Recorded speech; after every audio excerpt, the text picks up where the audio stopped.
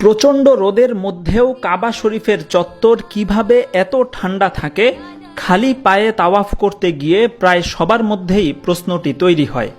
আরবের প্রচণ্ড গরমে সরাসরি সূর্যের তাপে কিভাবে এই জায়গা এত শীতল থাকে, সেই প্রশ্নের উত্তর লুকিয়ে আছে এখানে বিছানো মার্বেল পাথরের মধ্যে।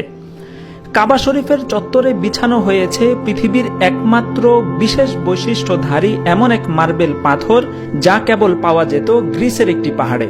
পুরো বিষয়টির পিছনে লুকিয়ে আছে অত্যন্ত আকর্ষণীয় একটি ঘটনা। 1985 সালে বাদশাহ ফাহাদের আমলে বিন লাদেন গ্রুপের ব্যবস্থাপনায় মক্কা ও মদিনা শরীফ সম্প্রসারণের উদ্যোগ নেওয়া হয়। সে সময় এই প্রকল্পের দায়িত্ব গ্রহণ করেন মিশরের বিখ্যাত স্থপতি ডক্টর মোহাম্মদ কামাল ইসমাইল।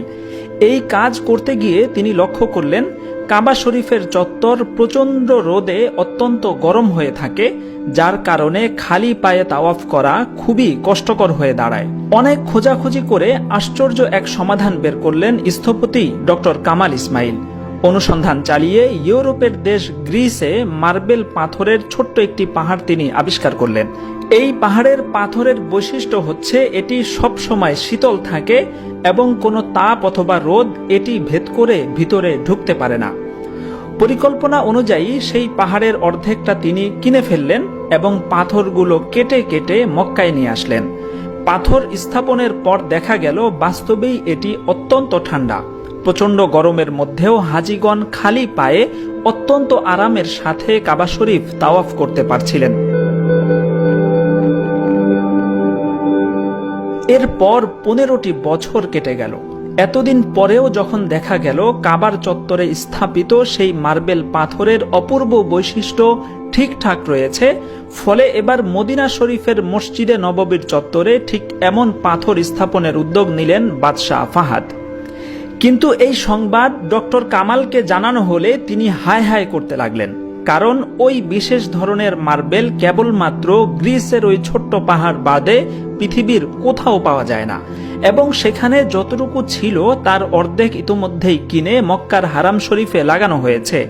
এরপর সেই পাহাড়ে যেটুকু মার্বেল অবশিষ্ট ছিল সেটা মসজিদে নববীর প্রশস্ত চত্বরের তুলনায় খুবই সামান্য।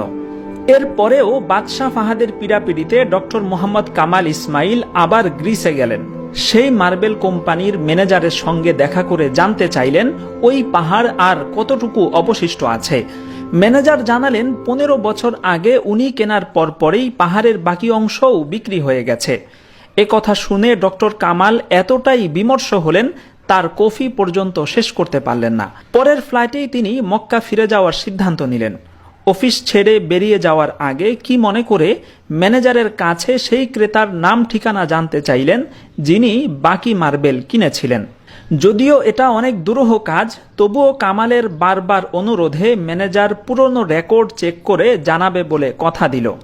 বেরিয়ে আসার সময় কামাল মনে মনে ভাবছিলেন বাকি পাহাড়ের পাথর কে কিনে নিয়ে গেছে 15 বছর পর, এখন সেটা জেনেই বা কি লাভ হবে।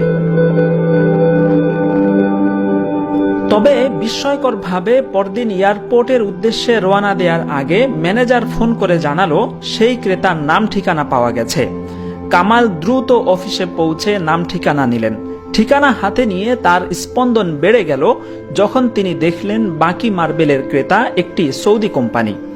ডক্টর কামাল সেদিনই সৌদি আরব ফিরে গেলেন। সেখানে পৌঁছে তিনি কোম্পানির ডিরেক্টর অ্যাডমিনের কাছে জানতে চাইলেন 15 বছর আগে তারা গ্রিস থেকে যে মার্বেল পাথর এনেছিলেন সেগুলো দিয়ে তারা কি করেছেন। ডিরেক্টর অ্যাডমিন প্রথমে কিছুই মনে করতে পারলেন না। পরে কোম্পানির স্টক রুমে খোঁজ করে জানতে পারলেন 15 বছর আগে গ্রিস থেকে আনা সেই মার্বেল পাথর পুরোটাই স্টকে পড়ে আছে, কোথাও ব্যবহার করা হয়নি। এই কথা শুনে ডক্টর কামাল শিশুর মতো কাঁদতে লাগলেন। কোম্পানির মালিক কারণ জানতে চাইলে তিনি পুরো ঘটনা খুলে বললেন। ডক্টর কামাল ওই কোম্পানিকে সৌদি সরকারের পক্ষ থেকে একটি খালি চেক দিয়ে ইচ্ছে মতো টাকার অঙ্ক বসিয়ে নিতে বললেন। কিন্তু কোম্পানির মালিক যখন জানতে পারলেন এই সাদা মার্বেল আল্লাহ রাসূল সাল্লাল্লাহু আলাইহি ওয়াসাল্লামের মসজিদ চত্বর বাঁধানোর কাজে ব্যবহৃত হবে, তৎক্ষণাৎ তিনি এর বিনিময় নিতে অস্বীকৃতি জানালেন।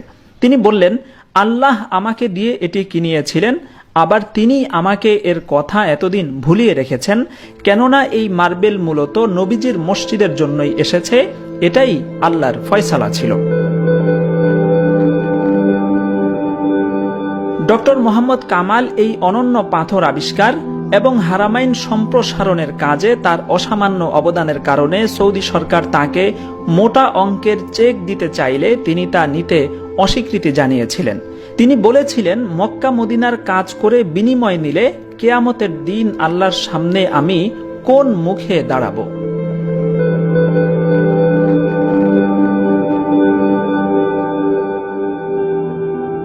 Shah Mohammad Khalid, MBA Times, desk report.